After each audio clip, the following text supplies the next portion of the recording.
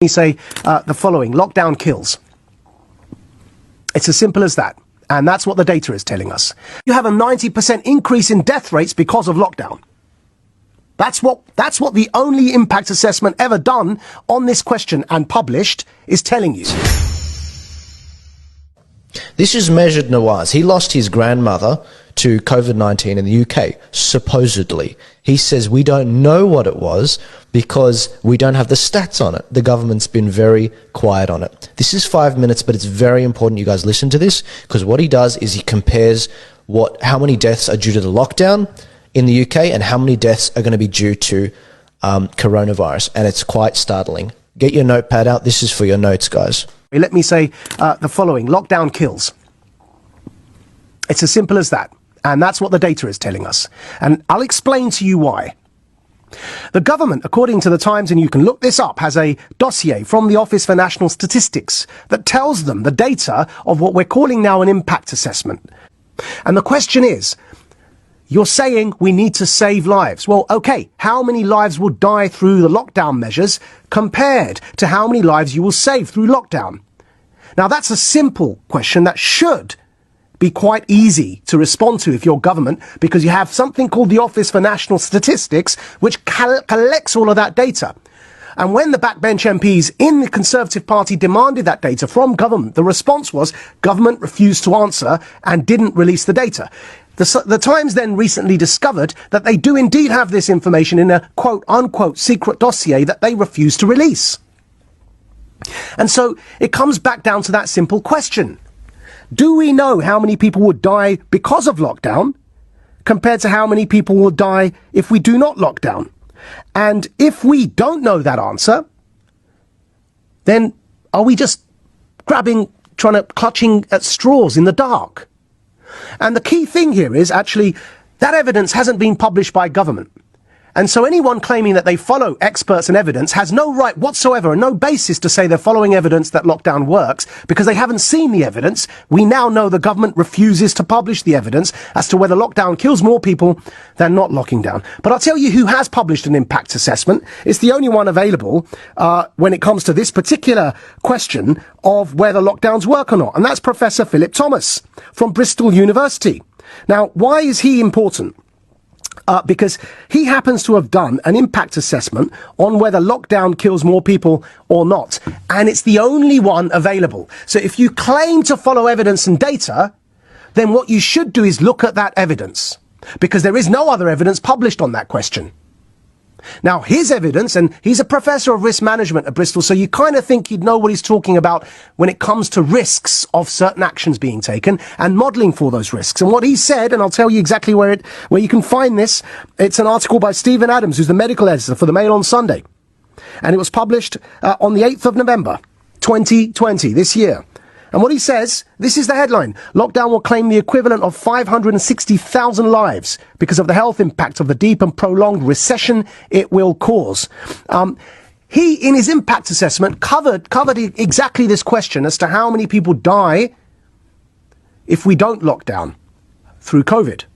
And he said only 10% of the figure, quote unquote only, every death is too many, only 10% of the figure of the total that will die because of lockdown, 560,000, only 10% of that number will die through COVID by the lockdown measures that are there to protect lives. You have a 90% increase in death rates because of lockdown.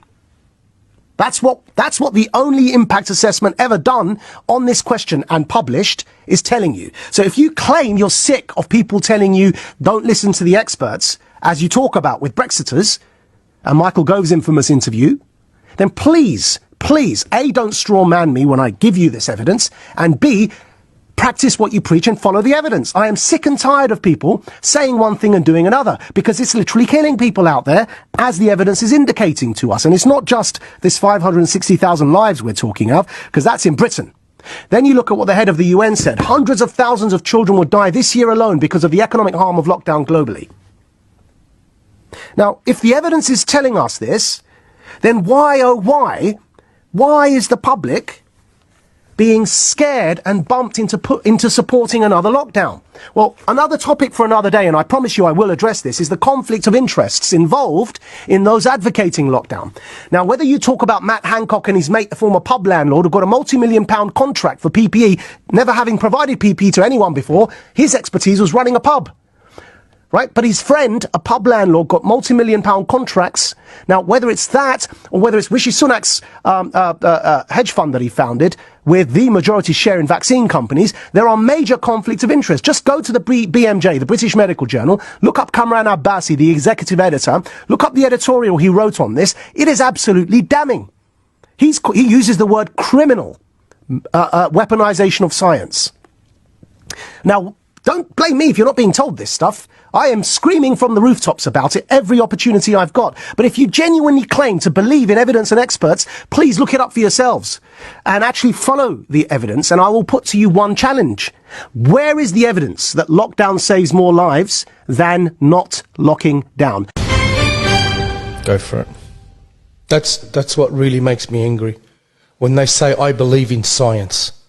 I've had a massive fallout with one of my oldest friends, very well educated, right? I refuse to speak to her anymore, okay, because she actually said, you're a conspiracy theorist and I believe in science. And I lost it. I said, you believe in science? You're a lawyer and you believe in science. You actually believe that phrase. Okay, have they separated COVID from the flu? Can they recognize it? No, they can't, right? Will this vaccine stop us from getting the virus or spreading the virus? No, it will not. I cannot believe that you and many others use this excuse. I believe in the science. If you believe in the science, you should be preaching louder than me, because the science shows this thing is not as bad as everybody's making out to be. They can't recognize it, they can't separate it, and the vaccine that they want to give us isn't going to stop it. So what's the point? And here's the point, and I found it out yesterday. The president of Belarus came out and said, I was bribed by the World Health Organization and whatever it is, that other organization, I've got it here on the phone. $950 million on the basis that he shuts down, makes mandatory face masks, okay? And collapses the economy. Now, whether he said no because he wanted more, I don't know. But he said, no, I'm not doing it. Okay?